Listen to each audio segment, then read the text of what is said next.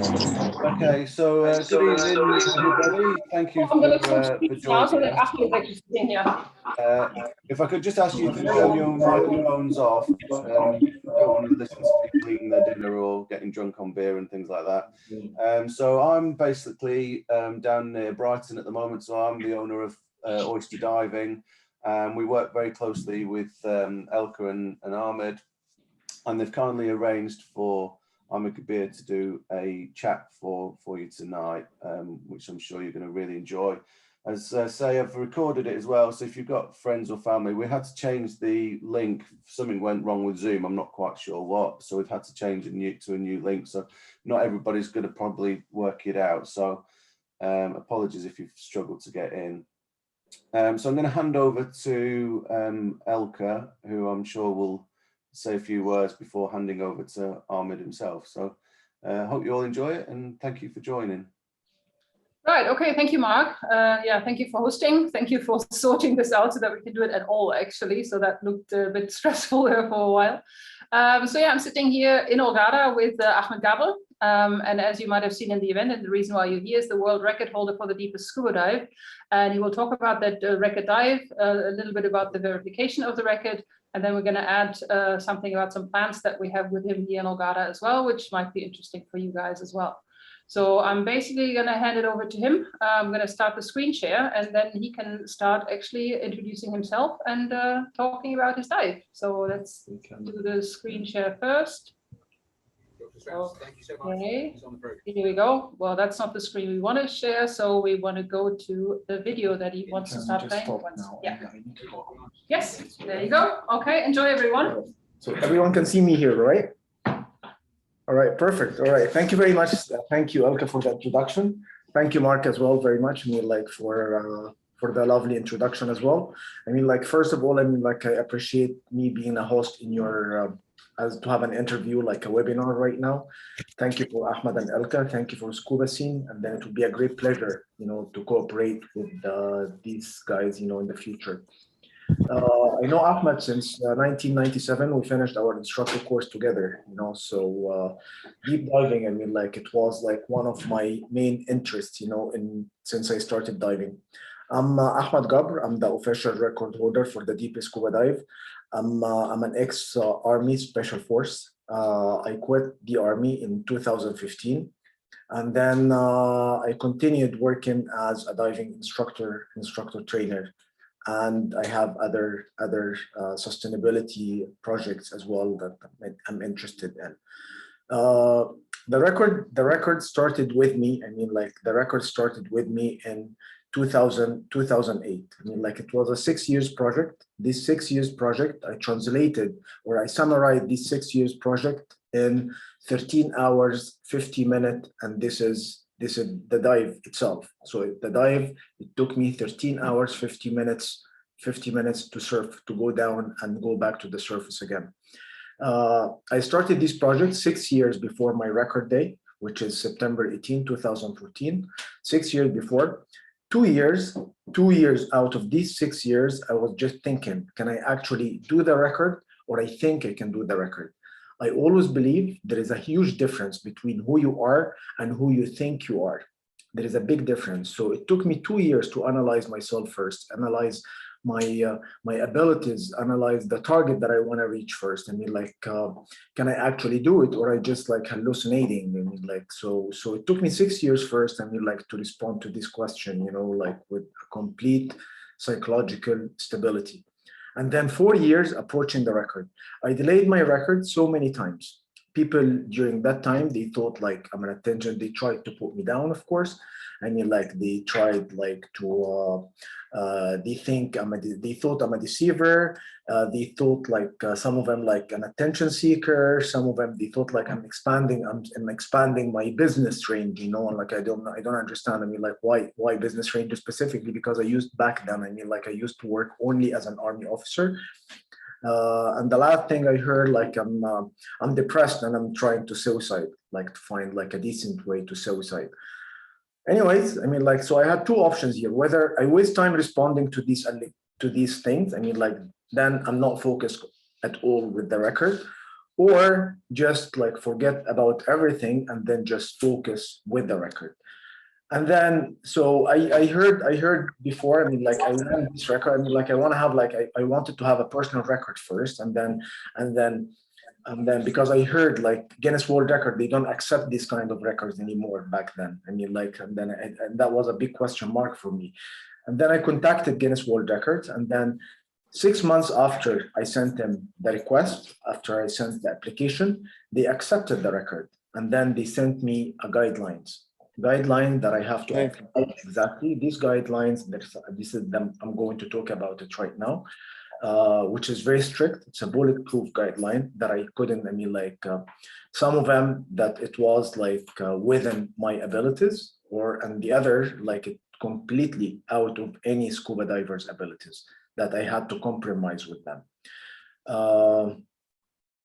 Record preparation, this is the most important thing. Record preparation, it has two parts. I mean, like it has the physical preparation and it has the mental preparation.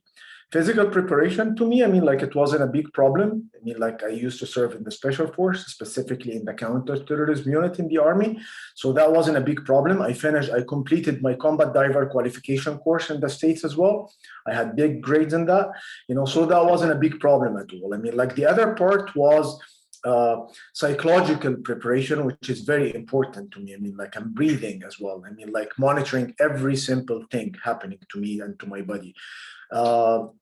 So the main thing to me, it was visualization and anticipation, visualizing the problem and then anticipate imaginary problem. Some stuff might happen, some stuff might not happen.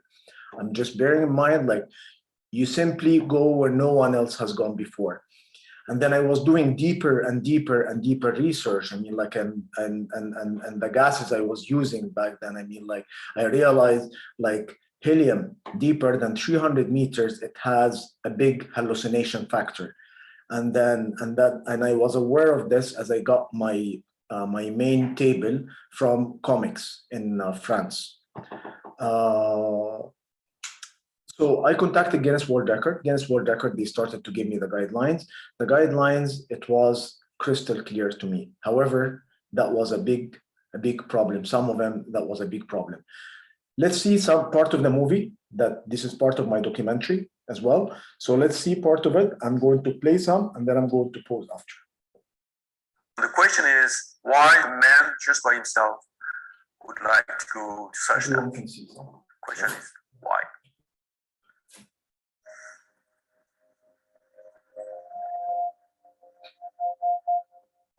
It actually started with Sam when he approached me and asked me if I would be interested in supporting a friend of his that he met, interested in doing the world record. And of course, anytime anyone says something to do a world record, you gotta scoff it off and go, sure, why not? But when you meet the guy, then you realize he's serious.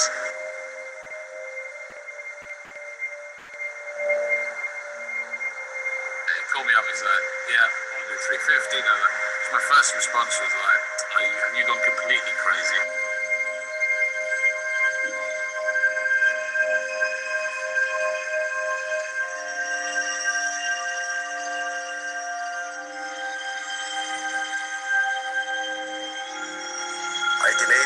So many times. That's why people thought I'm an attention seeker, because I delayed, but I didn't care. When the time is right, you have to take the time is right.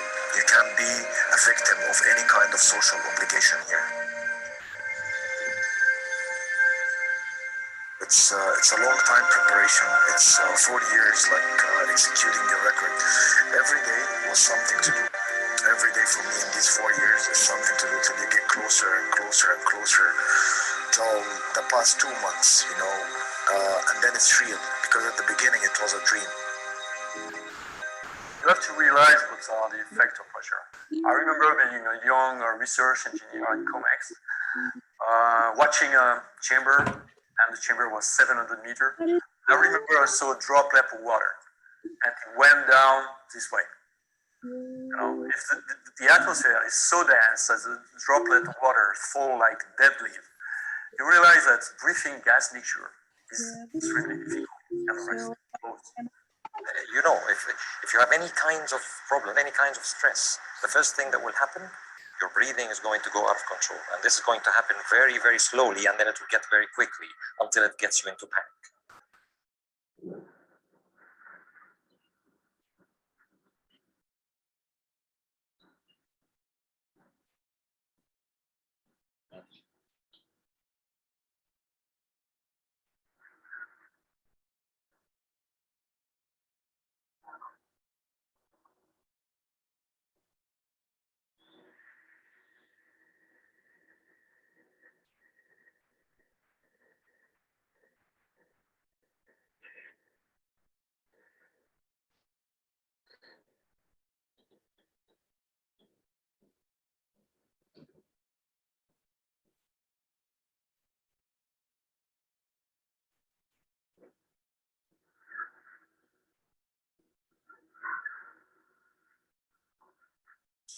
As we go deeper, we'll add more helium, less nitrogen, less oxygen. Oxygen also becomes toxic, okay? And we base it on the partial pressure of oxygen. Without getting in too deep, the deeper we go, the less oxygen can be in our mixture, or it's toxic to our body. Well, actually, it becomes basically a poison to you. So we have to reduce the oxygen, increase the helium, and reduce the nitrogen. But we can only do that to a point where there's just too much helium in the system now, too much helium in your body. So it gives you what's called a high pressure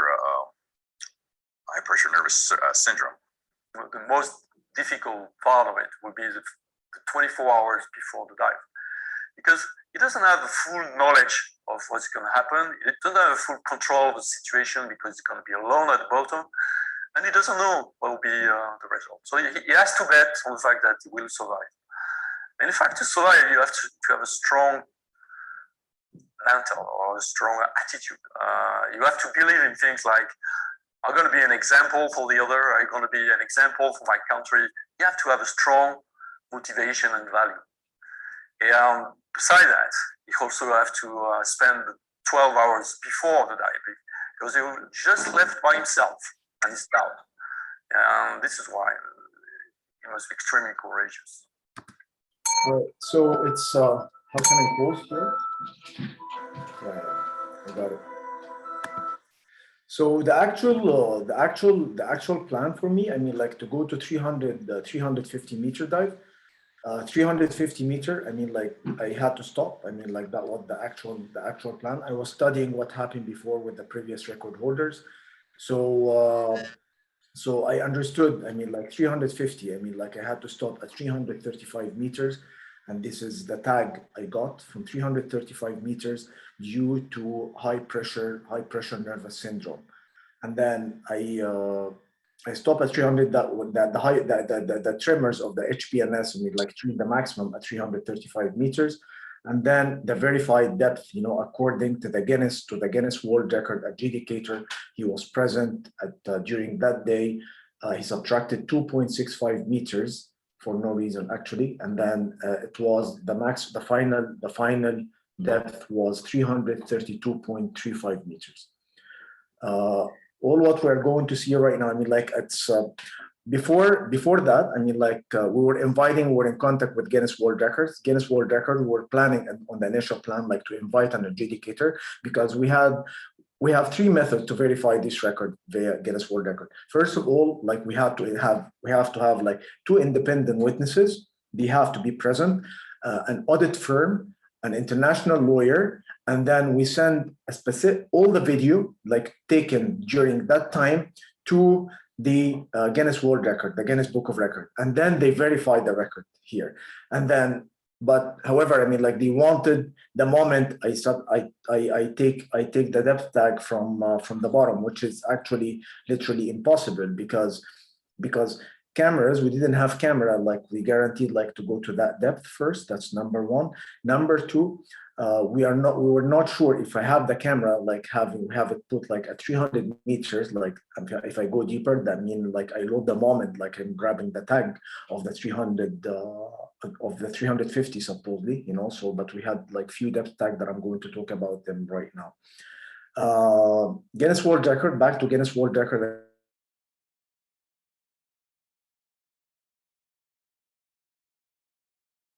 The spot, or like have like a fast track application, and then they will look into the record, you know, like quickly through the evidence that we send them. anyways, we wanted to invite the Guinness World Record adjudicator, but we have to pay money back then. We ran out of money a month before. We knew like we would not be able like to pay money to invite the adjudicator. We contacted Guinness World Records, and then we told them, listen, we're gonna send you the evidence like everyone else did before, you know. So and then like a week before the record, they said, okay, this is a very important record, and then we will want to invite, we're going to send an adjudicator for you for free, as this is one of the most important records happened in the Guinness Book of Records history. Let's continue the movie, because this is the verification process as well.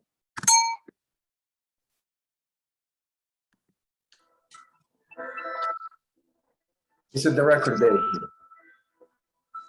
This is 45 minutes just before the dive.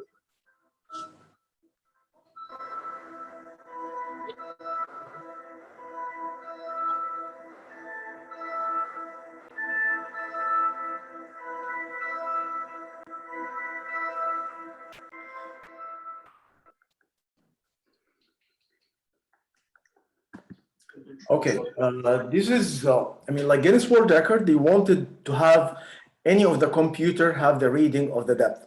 However, Guinness World Record, they wanted a calibration.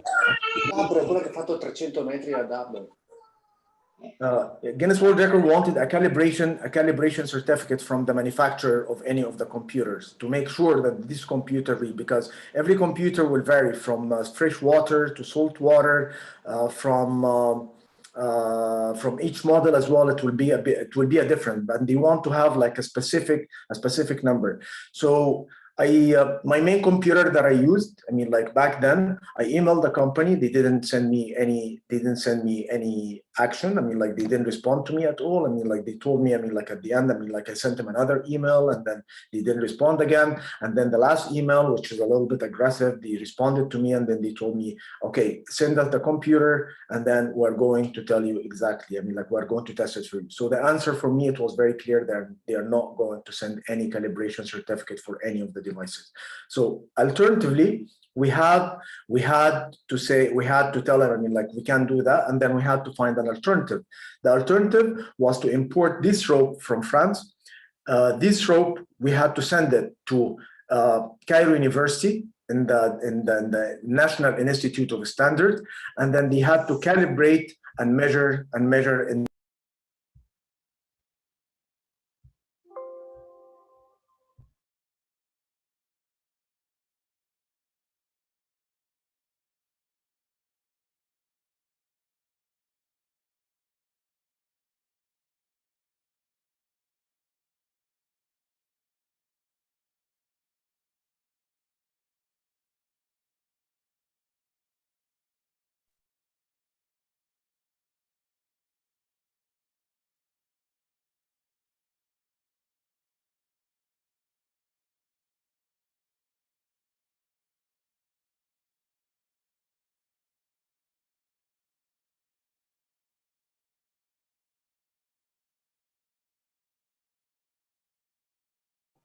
Hi, Ahmed. Sorry, you've just seemed to have muted, actually. If you could just unmute yourself. Sorry, we missed a little bit of that.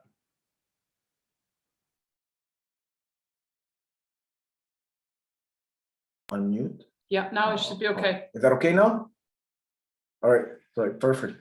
All right, so we had, so first of all, I mean, like regarding to the tags, I mean, like we're in contact with the tags. We were in contact with the Egyptian Diving Federation, like to send us specific tags like the Guinness World Records requested. So these tags, I mean, like, so we had these specific tags with a specific person from the Egyptian National Federation. They sent us these tags with a specific number requested. These tags were 5 people were involved in these tags. So some of them from the Egyptian Federation, he made these tags for us. And then 2 people, I mean, like, and then he gave it to the 2 independent witnesses. One of them is the Dean Engineer of Cairo University, who sent these tags, who calibrated these tags. I'm going to show you the report right now as well. And these two people, like they signed these tags. So one brought the tags, this is one, two signed the tag, this is two, and these two they signed in front of another one, another independent witness, they are four, and then at the end, the Guinness World Record adjudicator, he took all these tags and then he signed and he stamped himself, and then he put all of these tags on the rope himself. And these tags was locked, like the day before. And then the next day, he made sure that these tags is been in the water with his presence and with the other independent witnesses. There were officially 3 independent witnesses. However, we had over 25 independent witnesses on the boat, including from different diving federation, from an oil company called Petroleum and Marine Services, from Seahorse as well. This is another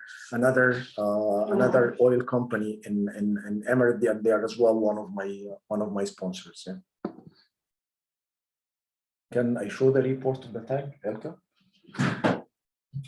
Swipe along for the next screen. This is the actual report for the tag. If you can see it on the screen. This is the angle. This is the problem here with the thing, because everything was measured according to the current. Everything was measured according to the current and the water temperature as well during that day. And then they gave us the error in every meter. That was the measuring methodology, and this was verified by the Faculty of Engineering. And at the end, this is in every meter. This is the error in every meter. And then that was validated by the National Institute of Standards. This rope was measured in a month. They took a month to measure this rope. And then they retest as well, because according to the weight that they put it on the rope at the bottom, which is 93 kilograms, as well with the weight of the tanks, as well with the temperature during the day. Okay, how? Back to the video? Back to the video again. All right, here we go. Yeah.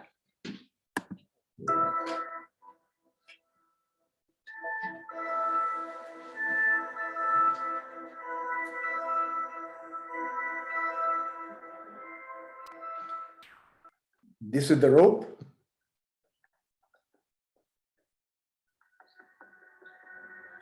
This rope was locked in a barrel, and the keys was with the independent witnesses and with the Guinness World Record adjudicator a day before. This is the Dean Engineer of Cairo University, and the guy in blue is the Guinness adjudicator reconfirming the report. S is static. Yeah, that's more. And dynamic after. Maybe it's stretched with a cork. This is the record. This is the deepest record type.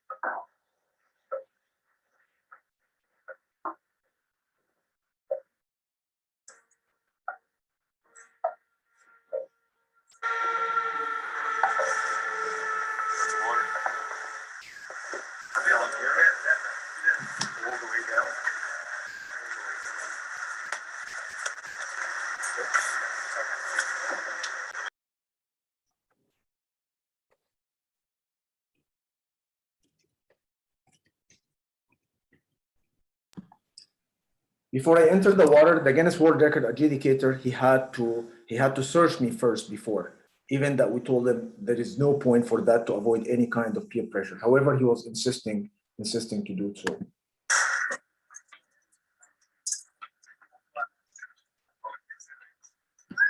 I used 93 tanks for the whole dive. These tanks, I mean, like, they are 20 liters on the back, custom made in Czech Republic. These valves, it was designed to take 300 bars, and this one in the middle, I mean, like, this is an extra and a spare wing for inflation, and this tank in the middle just for inflation and deflation for the dry suit as well for the two wings.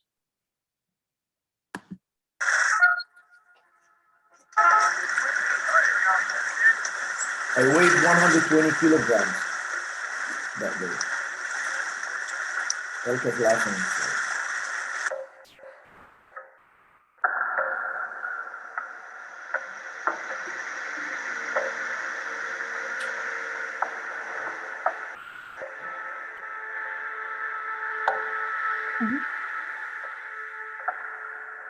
I'm good. Thank you.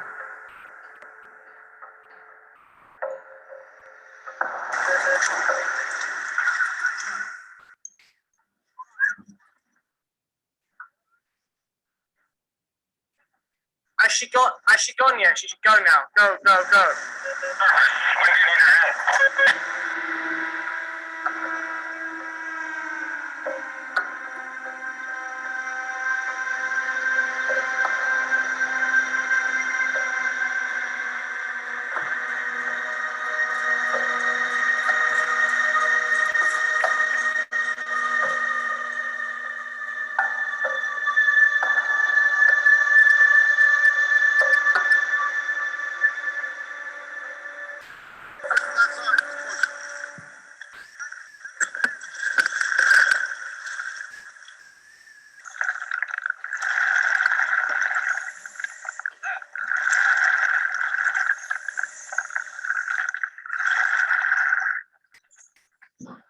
I'm a fanatic about time. If I've ever hammered anybody, it's about being on time always. We have to be on time. It's critical to his life, and that's the way we live. And I was late, but he was early.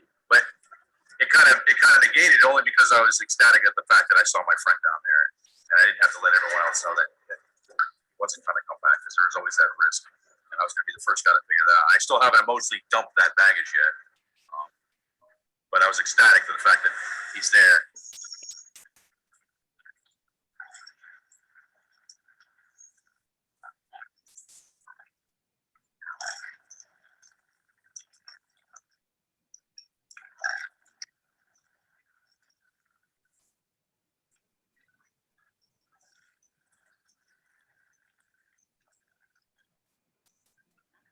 All right, this is the most important thing here, and that was that we had to agree that with the Guinness Book adjudicator. The adjudicator, he requested that once I see Jamie, the deepest support diver, that I have to give him number one. I have to show him like this sign 350. This is 350, and this sign only me and Jamie, we know it just with the adjudicator, just like 5 minutes before I entered the water, just to make sure that this camera or this shot of video is been taken on the spot. This is number one.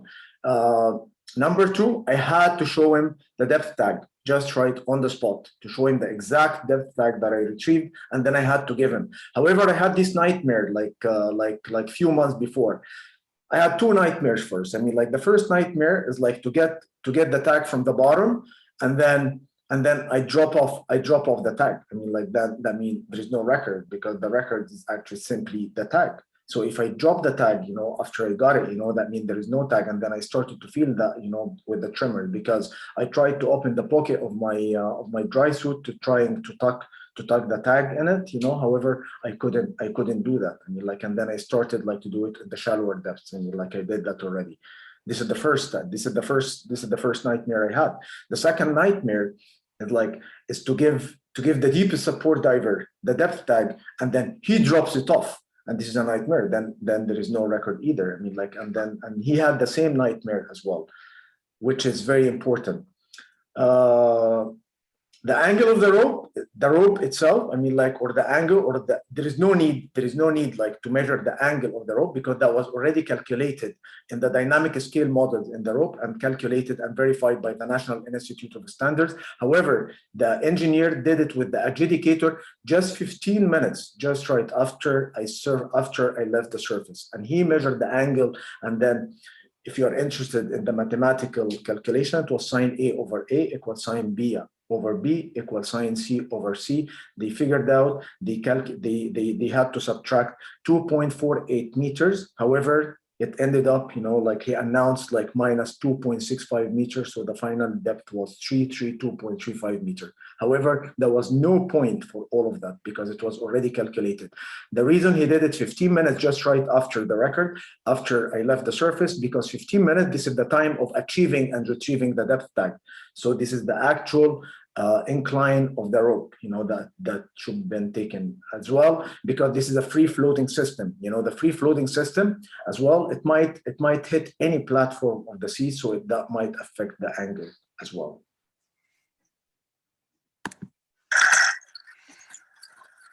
This is the depth side. I didn't want to give it to him.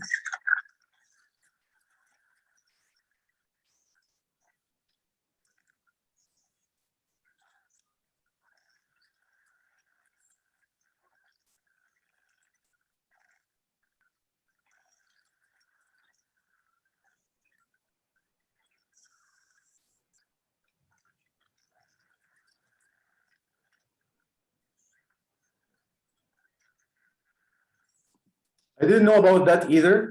I mean, like, to have kind of communication with the people in the surface and with the support team, with the team manager as well, that I'm alive still. So they had to send, because I put a zip tie in my deepest support diver. I mean, like his BCD. I mean, like, I had to zip the tag up to his BCD in one of his rings. However, he had to communicate. He had to communicate with people on the surface. So we have three slates, three plastic slates. The first one is black one, because down there with the depth, according to the depth finder of the boat, it was 650 meters. So if he deployed the black one, that means I'm dead. The second one, the yellow one, that means he found me, but my physical condition is not good, or I didn't do the record. The last one, which is the white one with a smiley face, that means the record is done. So everyone was waiting for the color.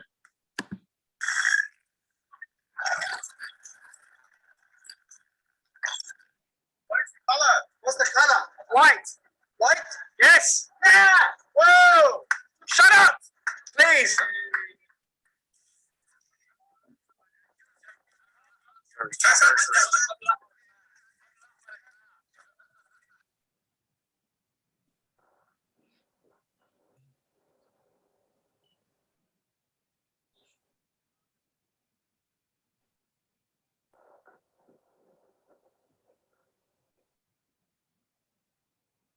Hydration is very important. So I was eating like baby food, with the specific nutrition facts as well. And then I was having 1 liter of water every hour, and a can of baby food and mashed food every 1.5 hours. We had to change. We have to keep my back healthy as well. So we had to change the back system, the quad tanks on my back, to a side mount system, to stay for the rest of the 15 or the 14 hours that I was doing my decompression. At this stage, or at a certain stage, I thought like I'm not gonna make it to the surface. I just need to do what I have to do. So I thought like I'm dying in front of the camera. So when the cameraman got the close up of my face, that was very clear as well.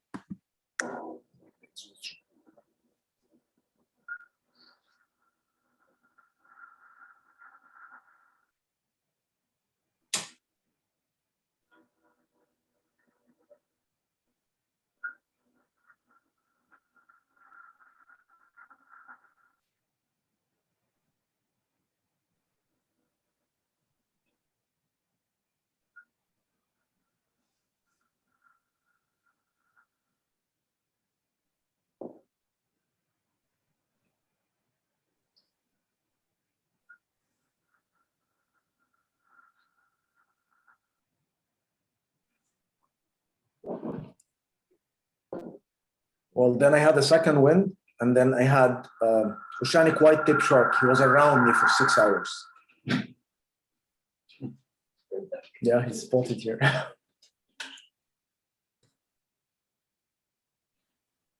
There you go.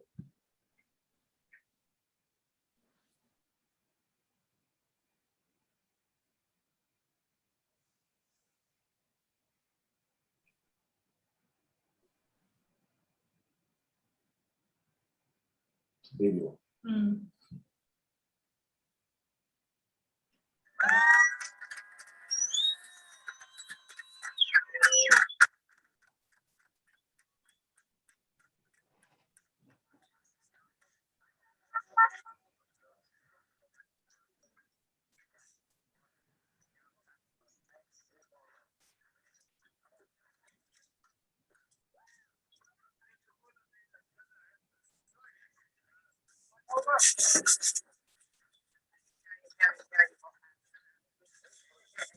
One of the prerequisites as well, because they didn't want to give the certificate to a dead body or like someone who's not able. So I had to stand up in front of a camera, and then I had to say something to the camera as well. This is one of the Guinness World Record guidelines.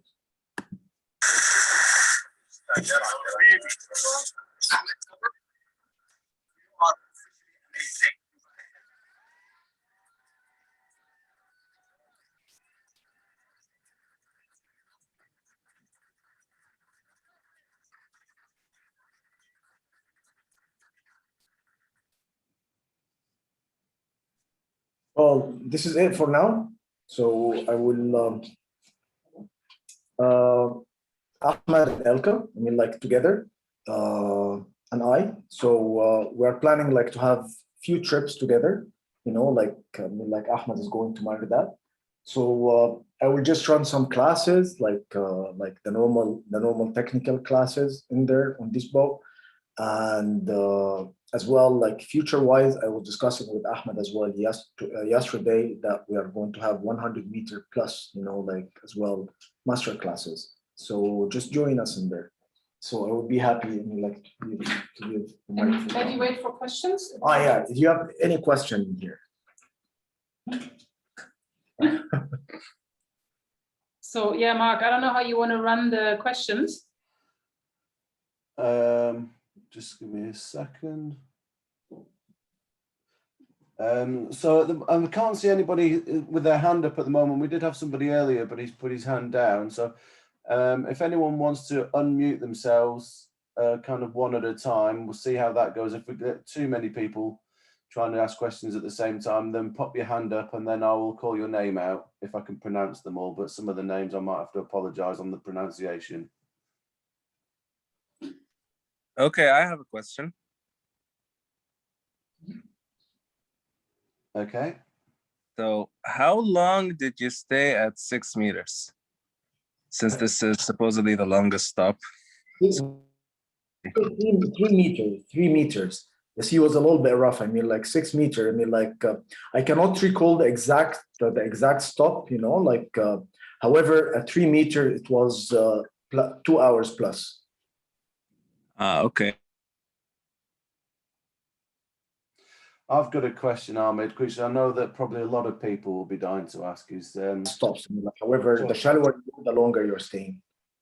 I'm sure most people want to know about your toilet facilities.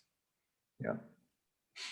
Well, it wasn't actually 3 meters because when I got the table from comics, I mean, like the guy in there, I mean, like he didn't give me. I mean, like he gave it. I mean, like he said, if I can't do it at 3 meters, so it can be 6 meters. However, I have to consider the air brakes. That's number one. Number two, he asked me. I mean, like he didn't give me specific gases. He gave me like partial pressure for each gas, for the oxygen, for the helium, for the nitrogen, and then I had to work out the gases myself. There's a question about the toilet facilities. I don't know if you want to answer that. Oh, that's a P-valve. That's a P-valve. Okay. Only PP. Cool. And how dark was it down at 300 meters plus? How what? How dark did it get? It was dark. I mean, like I passed the twilight zone. That was after deeper than 250 meters. I started the twilight zone, and then after that, it was supposedly dark. However, I mean, like I was aware that there is a big hallucination factor with helium deeper than 300 meters. So I didn't want to look around. So I didn't want like to be distracted with anything. Maybe I imagined something. Maybe it's real. Maybe it's not real. So I kept my visual reference always focused, or which is very important. Visual reference is always important. You know, like to keep one reference only, because few references can take your brain away. If your brain is gone, that means you're gone. That's it. Feeling as well. I mean, like if you want to ask about feeling, is a luxury. I mean, like no feeling, and this is big part of the psychological preparation before the record. Mm-hmm. Okay, I think we've got a question from another Elka coming through as well. Yeah, hello. I hope everybody can hear me. First of all, congratulations to this great achievement. I know it's as huge as it. Can you hear me? Yeah. can definitely hear you. Okay. How long did the descent take you to the maximum depth? Because I read in some paper that you did it under 20 minutes or so. Is that true? 15 minutes. In how many? 15 minutes, 1-4. Okay, 40 minutes. Okay. And what the original, I was requested like to go down to 350 meters because this is part of my training as well, 60 meters per minute, and that was impossible because that would take me completely out of my comfort zone. So I was practicing like the descent rates. I mean, like, so the best I reached, it was like 46 meters per minute. However, it didn't, I mean, like I couldn't go like that fast at the beginning because that was like a kind of a surface current. And then this surface current completely disappeared at 50 meters. And then I was speeding more after that. It's, like I said, an incredible achievement from all the techies. Congratulations from Austria. Thank you for answering the question. Hazim. Hi, Ahmed. Hi, everybody. Actually, it's a great pleasure and a great privilege on Facebook, I think, right? Yes. We have a very common friend, Captain Mustafa Sayad. Actually, he's my godfather. He promised me that I will meet you one day when I come back to Egypt because I was living abroad. I'm still looking forward to that, inshallah. And Ramadan Kareem to you as well. First, we are all so proud of you as human beings and as Egyptians, of course. The second thing, I wanted just to ask, when you were at the depth, the max depth that you reached, how did it feel?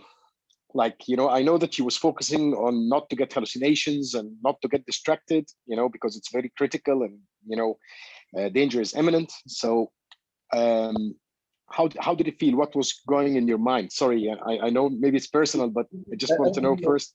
This is I just spoke about this right now. I mean, like, feeling is a luxury. I mean, like, you cannot feel even after you achieve the record and then you reach your comfort zone, even that, because you don't know what's going on in your body after that. You know, and that was a big problem. That was a very big noticeable thing because I was coughing like crazy. So I had pulmonary edema. I always teach about pulmonary edema, but I never believed in pulmonary till I felt it that time. You know, so and then I had water, which has made it worse at the beginning as well. And then it took me some time, you know, like getting treatment for my body and what's going on as well. I mean, like, I stood up, yes, after the dive for some time, and then I started to have back problems for a few months after. Going to a chamber, that was as well like one of the luxuries, you know, like that I cannot afford because I way past that my OTUs, you know. So going to a chamber, that wasn't any. I mean, like, even I have a problem, I mean, like, I wouldn't be going to any to have any kind of hyperbaric treatment. So feeling even after the record, I mean, like, that wasn't a luxury. I started feeling the record, I mean, like, just few months after, to be honest. Getting back to yourself, yeah. And sorry, I know the time is tight, so I will start to be so quick. Just the second question I wanted to ask you about, like, you know, we was all waiting. You said somebody announced that there will be a full video of the dive. Did they manage to be to take a video from start to end, or? It's not. There is a movie happening. There is a movie is going to happen. Hopefully, I mean, like, so far, I mean, like, it's been sponsored finally. The movie, it will be between 90 minutes to 2 hours, and then it's not about the record dive itself. It's about the man who's trying to break the record, and he broke the record. Yeah, hopefully, definitely. It's a big production. It's a big production for a few channels as well. Hopefully, it's done as well. We're working on this project right now. Did your camera manage to work at that depth? I mean, did you have a person? This is the thing. We have to follow the guidelines from Guinness Book of Records. I mean, like, because me carrying the camera, I mean, like, I'm going to lose the moment because we were not sure. I mean, like, how deep the housing. I mean, like, how will handle the pressure. So if we just rely on the camera, me grabbing the tag, you know, like, that means we're not sure about that. So we lose the moment. That means there is no record either. If he put the camera at specific depth and it leaked as well, I mean, like, that would be another problem, you know. So the only thing, and the only depth mark, or the depth tag, that was the only thing that Guinness World Record relied on, with the adjudicator, with the safety precaution, you know, like, happening around. Yeah, That's great. And finally, are you planning to break that record again? Well, it's a big, I mean, like, as I told you, it was 6 years project. I mean, like, now I'm working, I mean, like, you never say never. I mean, like, you don't know what's going to happen in the future. However, right now I'm more focused with other sustainability projects that I'm working on right now. Inshallah. It's big, and then it's been sponsored. My activity has been sponsored by the National Bank of Egypt, and I have more cooperation with more volunteers, like it's a sustainability project. So you will hear soon. I mean, like, if you follow me on Facebook, I mean, like, you will. Inshallah, and we wish you all the best. And I hope that in the next time I will be part of volunteers with you in the project. It will be my pleasure. And God bless. Wish you all the best, and thank you for your time and answering those questions. Thank you. Thank you. Excellent. Is anyone else? No one else has got their hand up. Elka or Ahmed, do you want to say a few things about the trips? Yeah. Yeah, just Ahmed is going to jump in and he's going to talk a little bit more about the trips that we're planning and about the dates for the trips. So throw in a picture of the boat that we're using, and then Ahmed will take over. Well, hello, everybody. So, hi. So we definitely honored to have Ahmed as one of our friends and kind of, I wouldn't say partners, but he's one of the people that we would consider to be our honored guests in some of the trips that we will do on Scuba Scene. And naturally, these trips will focus on technical diving, but not just technical diving. I mean, some of the trips will be purely for tech divers, and some of them will be open for recreational divers and tech divers at the same time. What we want to do is we want to start in a way that is gentle and soft. So we will start by offering an extended range trip, which covers one of the normal itineraries, one of the exciting itineraries as well, in a time which is considered to be very rich with marine life in this itinerary. The itinerary of the extended range trip is going to be Brothers Daedalus Elphinstone, and the plan is to do this trip at the 17th of July, 2021. The extended range will focus on dives which are done by backgas as air, and stages which varies in the mix they have for decompression, with the plan of doing 2 dives a day of extended range down to 55 or 60 meters. And in the same time, on the side of the tech dives that we will be offering, we are also offering the normal program which can be done in this itinerary. So the 3-day dives. What we are offering more in this week's, of course, people who would like to engage in training or learning, they can do their courses with Ahmed within this level of the extended range level. And also Ahmed will be giving some workshops on the boat for different topics related to technical diving. Plus some talks about different experiences that he's had through his career with tech diving. That's the first trip we are planning, and that's going to be the 17th of July 21. More details related to this trip will be provided on our page and Oyster page as well. So if people are interested, they can just book the trips through these 2 channels. Other than the extended range trip, there will be a dedicated extreme deep trip, which will be down to 100 meters. That's other than the master classes that Ahmed will be giving later on, which might happen in the 2022 plan. But at the end of 21, at Christmas Day, so the 25th of December, we are planning to do a trip which is focused on dives that goes down between 70 up to 100 meters. And that's going to be in a northern itinerary covering North and Tehran, where we will be doing mainly 1 dive a day with the extreme depth of 70 to 100 meters. Considering people who do this kind of depth understand the amount of preparation and focus these dives need. So this is why we will keep it limited to 1 dive a day for that week.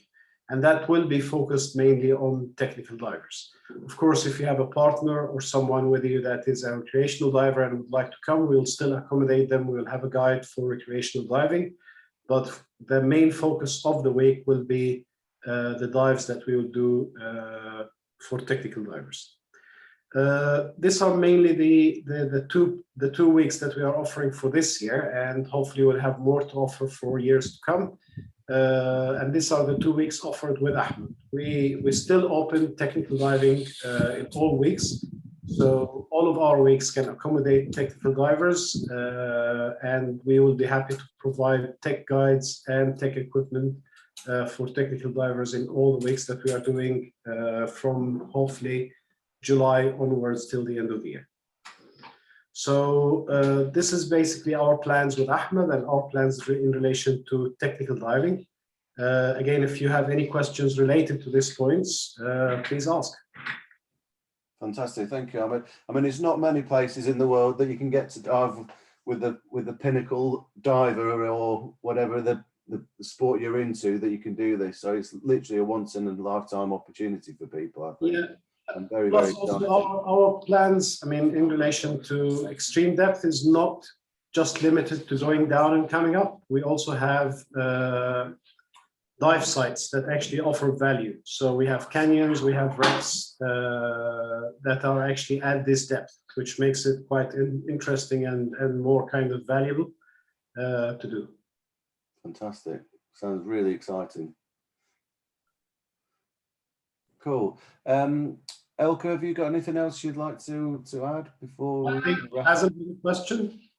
Yeah, Hazima, hello again. Hello, sorry. Yeah, it's me again.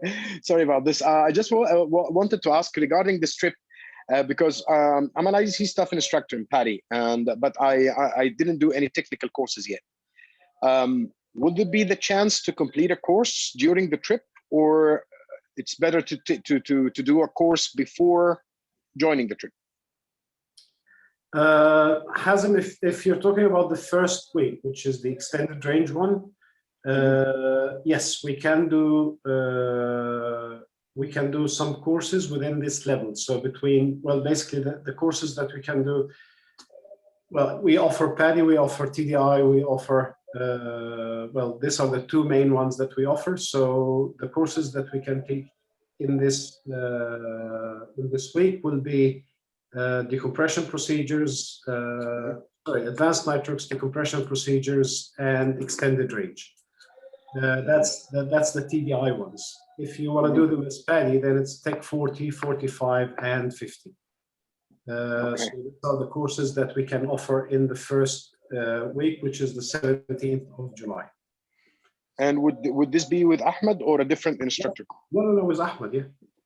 Okay, that's great. That's great. And you said that regarding more details like prices and stuff like this will be announced on your page? They are already on the website. So if you check the website, you will see all the prices available for the courses and for the trip as well. Would you mind sending the link, please, for the website? Oh, yes, of course, no problem. It's, well, yeah, I mean, it's on the page, but we can send it, yes. Okay, thank you ever so much. Thank you. Yeah, I don't know. Any other? Oh, of course. George and Tash, how are you doing? Hi, you're right. Yeah, it's great to see you. Yeah, you too. So yeah, this is really interesting. Christmas Day sounds really good. Okay, $50 million question. You gonna cater for rebreathers? Of course we do. There we go. There we go. Winner.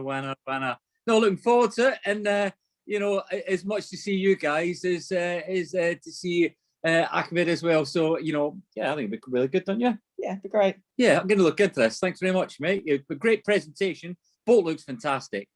And good to see you. Good to see you. Excellent. Good. So, yeah. Well, do you have any questions? There are a couple of questions in the chat, Ahmed. Right. So people want to know if they want to book, how to do so. Well, through Oyster they can do it, and that of course gives the cover of the all what's needed in the UK from insurance point. So the ATL, the travel trust, all of that is provided by Oyster. So if they wish to do that, that's available. If they are from other countries other than the UK, then they can book directly with us through the website. So the options are there for them, and I think both will be available on our page. The information for both options of booking.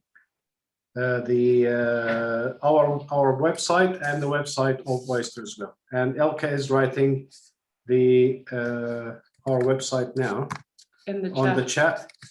And Mark, maybe you can write the Oyster website on the chat as well. Yeah, I was in. And we definitely recommend booking through Oyster for the to get the normal covers that is required in the UK. Cool. Not surprising, Hazim's got another question. Sorry, guys. Number one fan. Right. Well, I do have actually 3 years ago I have done an operation. Okay. So I mean, hyperbaric doctors, they told me no problem with it with recreational diving, but I don't know about technical diving what will happen. Okay. I did, you know, like a sleeve, you know. Like it's called sleeve operation. Okay. I don't know. You know, I don't know the term, so I don't really know what.